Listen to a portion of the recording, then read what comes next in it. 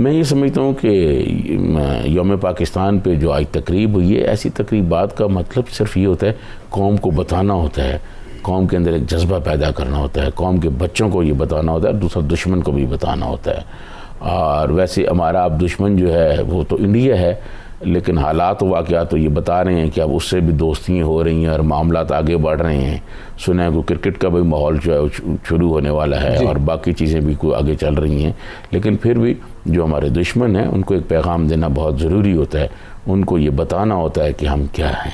अपने मसल्स हमने दिखाने होते हैं। और पाक फ़ौज जो है वो हर वक्त दुश्मन के अज़ाइम को खाक में मिलाने के लिए वो तैयार रहती है। देखिए, मैं आपको अर्ज़ करूँ कि बेशक हमारे इंडिया से ताल्लुकात अच्छे भी हो जाएं, इंडिया से हमारी दोस्ती भी हो जाए, वहाँ से आना जाना भी शुरू हो जाए, लेकिन उसके बावजूद ये नहीं हम कह सकते कि वो हमारा दुश्मन नहीं है या वो पाकिस्तान में अपनी दुश्मनी जो है वो ख़त्म कर देगा।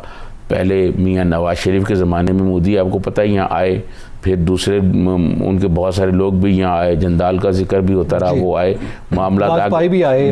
भी आए मामला। जब वाजपेयी यहाँ आए थे तो आपको पता है जमात इस्लामी ने जो तारीख़ी मुजाहरा वहाँ किया था उसके पीछे भी एक बड़ी लंबी दास्तान है। तो उसके बाद जनाब ये जब एक तरफ से वाजपेयी आ रहे थे, मोदी आ रहे थे, जिंदाल आ रहे थे, लेकिन दूसरी तरफ कुलभूषण को भी तो वो भेज रहे थे, कुलभूषण के ज़रिए अपना नेटवर्क भी तो चला रहे थे। तो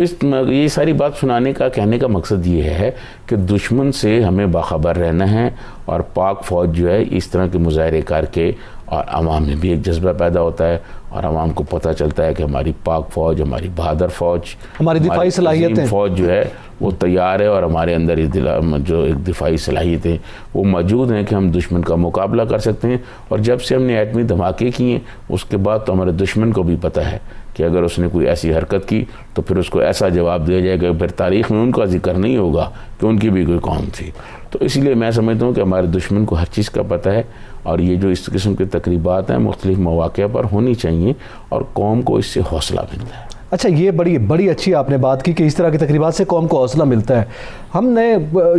23 मार्च को भी इस पर ज़ाहिर गुफ्तगू की थी, आज परेड के हवाले से खुसूसी बात कर रहे हैं। सजाद तरीन साहब, जब हम ये बात करते हैं ना कि 23 मार्च 1940 को जो करारदाद पेश की गई थी उसके बाद हमने उस दिन गुफ्तगू की कि जैसे जैसे वक्त गुजरा इन 70 सालों में हमने दाखिली सतह पे उस पर अमल नहीं किया और सिविलियन साइड पे भी हमने देखा कि उस तरह से हम अरूज हासिल नहीं कर पाए जो कायद ने ख्वाब देखा था। बहुत सी हमारी कोताहियाँ उस पर मौजूद हैं, मगर बतौर इदारा फ़ौज ने अपनी दिफाई सलाहियतों में मुसलसल इजाफा किया है और मेरे ख्याल में दीगर इदारों के बरक्स ये वाहिद इदारा है जिसने बेहतर अपनी सलाहियतों में भी इजाफा किया है और इस मुल्क को दिफा के तौर पर लोगों को हौसला देने में भी अपना अहम रोल अदा किया है। जब बहुत मुश्किल क्राइसिस वक्त होता है तो फ़ौज जो है इस कौम का हौसला होती है। देखिए, मैं आपको अर्ज़ करूँ कि आपको याद होगा पिछले दिनों एक सेमिनार था नेशनल सिक्योरिटी पे, तो उस पर हमारे आर्मी चीफ कमर जावेद बाजवा साहब भी आए हुए थे और उन्होंने वो बातें की कि इस वक्त फ़ौज की जो ज़रूरियात हैं उसके जो हमारे अखराजात हैं मुल्क की मुआशी सूरत हाल को देखते हुए अपने डिफेंस बजट में हमने इजाफ़ा नहीं किया।